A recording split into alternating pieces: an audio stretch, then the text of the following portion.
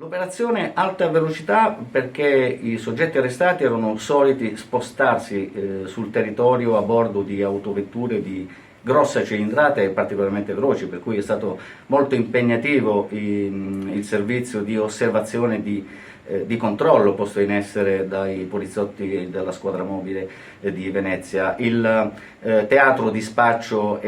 coincideva essenzialmente con alcuni parcheggi antistanti dei centri commerciali sia della provincia di Venezia che di Padova, ed indubbiamente la droga sequestrata, la cocaina, era destinata all'intero mercato veneto, in maniera particolare alla provincia di Venezia e quella di Padova. La squadra mobile della questura di Venezia ha portato a termine una importante operazione antidroga che si è concretizzata con l'arresto di 2 persone responsabili di spaccio e di traffico di sostanze stupefacenti del tipo cocaina. All'operazione hanno dato il contributo anche i colleghi della squadra mobile di Milano e complessivamente la quantità di droga sequestrata è pari a 38 kg. Nel contempo e nel corso dell'attività operativa sono stati sottoposti a sequestro anche 360.000 euro in contanti, nonché 2 autovetture a bordo delle quali le persone tratte in arresto